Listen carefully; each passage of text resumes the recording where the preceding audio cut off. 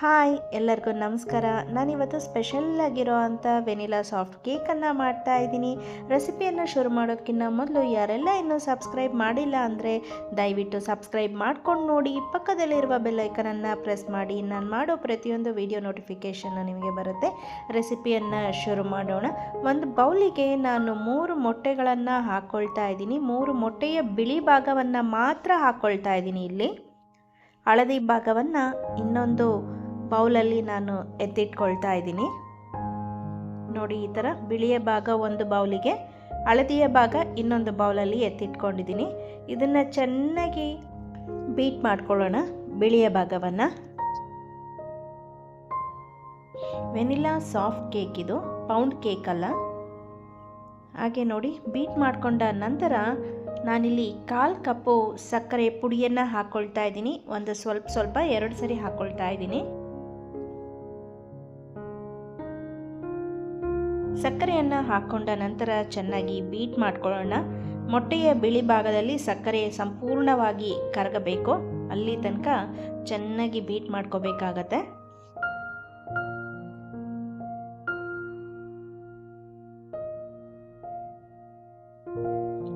ಸಕ್ಕರೆ ಸಂಪೂರ್ಣವಾಗಿ ಕರಗಿದೆ. ಇದು ಪಕ್ಕದಲ್ಲಿಟ್ಟು ಮೊಟ್ಟೆಯ ಹಳದಿ ಭಾಗದ ಬೌಲಿಗೆ 2 ಟೇಬಲ್ ಸ್ಪೂನಷ್ಟು ಎಣ್ಣೆಯನ್ನು ಹಾಕೊಳ್ಳೋಣ.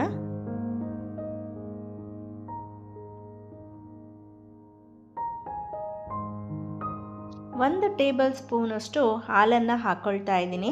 ಕಾಯಿಸಿ ಆರಿಸಿದ ಹಾಲನ್ನು ಸ್ವಲ್ಪ ಚೆನ್ನಾಗಿ ಮಿಕ್ಸ್ ಮಾಡ್ಕೊಳ್ಳೋಣ. ಇದನ್ನು ವೆನಿಲಾ ಸಾಫ್ಟ್ ಕೇಕ್ನಲ್ಲಿ ನಾನು ಹೆಚ್ಚು ಮೈದಾ ಆಗಲಿ, ಸಕ್ಕರೆಯನ್ನಾಗಲಿ, ಬೆಣ್ಣೆಯನ್ನಾಗಲಿ ನಾನಿಲ್ಲಿ ಉಪಯೋಗಿಸಿಲ್ಲ. ಕಮ್ಮಿ ಪ್ರಮಾಣದಲ್ಲಿಯೇ ಒಂದು ಸಾಫ್ಟಾದ ವೆನಿಲಾ ಕೇಕನ್ನು ಮಾಡ್ತಾಯಿದ್ದೀನಿ.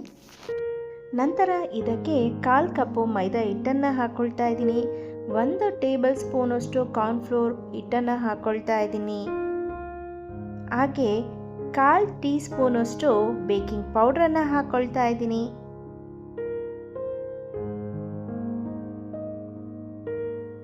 ಅರ್ಧ ಟೀ ಸ್ಪೂನಷ್ಟು ವೆನಿಲಾ ಎಸೆನ್ಸನ್ನು ಹಾಕ್ಕೊಳ್ತಾ ಇದ್ದೀನಿ. ಇದನ್ನು ಚೆನ್ನಾಗಿ ಮಿಕ್ಸ್ ಮಾಡ್ಕೊಳ್ಳೋಣ.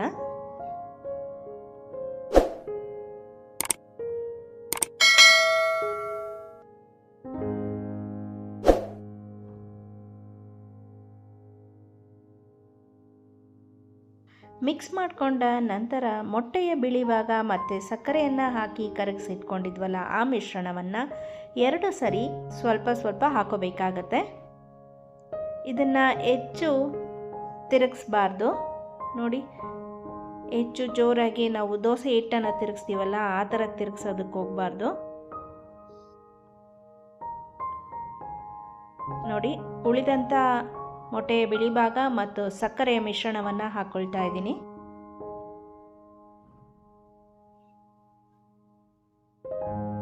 ನೋಡಿ, ಈ ಥರ ತಿರುಗಿಸ್ಕೊಂಡ ನಂತರ ಒಂದು ದೋಸೆಯ ಹಿಟ್ಟಿನ ಹದಕ್ಕೆ ಬರುತ್ತೆ ಇದು ಕೇಕ್ ಬ್ಯಾಟರು. ಈಗ ಮೋಲ್ಡಿಗೆ ನಾನು ಸ್ವಲ್ಪ ಎಣ್ಣೆಯನ್ನೆಲ್ಲ ಹಚ್ಕೊಂಡು ಬಟರ್ ಪೇಪರನ್ನು ಕಟ್ ಮಾಡಿ ಇಟ್ಕೊಂಡಿದ್ದೀನಿ. ಕೇಕ್ ಮಿಕ್ಸನ್ನು ಹಾಕ್ಕೊಂಡು 2-3 ಸರಿ ಟ್ಯಾಪ್ ಮಾಡ್ಕೊಳ್ಳೋಣ. ಮಧ್ಯದಲ್ಲಿ ಏರ್ ಬಬಲ್ಸ್ ಏನಾದ್ರು ಇದ್ದರೆ ಹೋಗುತ್ತೆ. ಓವೆನ್ನ 10 ನಿಮಿಷ ಪ್ರೀ ಹೀಟಿಗೆ ಹಾಕ್ಕೊಂಡಿದ್ದೆ. ಓವೆನಲ್ಲಿ ಇಡೋಣ. ಈಗ ನೋಡಿ ಎಷ್ಟು ಚೆನ್ನಾಗಿ ಬೇಕ್ ಆಗ್ತಾ ಇದೆ ಅಂತ. 150 ಡಿಗ್ರಿನಲ್ಲಿ 40 ನಿಮಿಷ ನಾನು ಬೇಕ್ ಮಾಡಿದ್ದೀನಿ. ವೆನಿಲಾ ಸಾಫ್ಟ್ ಕೇಕ್ ರೆಡಿಯಾಗಿದೆ. ನೋಡಿ, ಒಂದು ಟೂತ್ ಪಿಕ್ನಲ್ಲಿ ಈ ಥರ ಹಾಕಿ ನೋಡಿದ್ರೆ ಅದರ ಜೊತೆಗೆ ಹಿಟ್ಟಿಟ್ಟು ಬಂದರೆ ಇನ್ನೂ ಬೇಕ್ ಮಾಡಬೇಕು ಅಂತ ಅಂದು ನೋಡಿ ಎಷ್ಟು ಕ್ಲಿಯರಾಗಿ ಬರ್ತಾ ಇದೆ ಟೂತ್ ಪಿಕ್ಕು.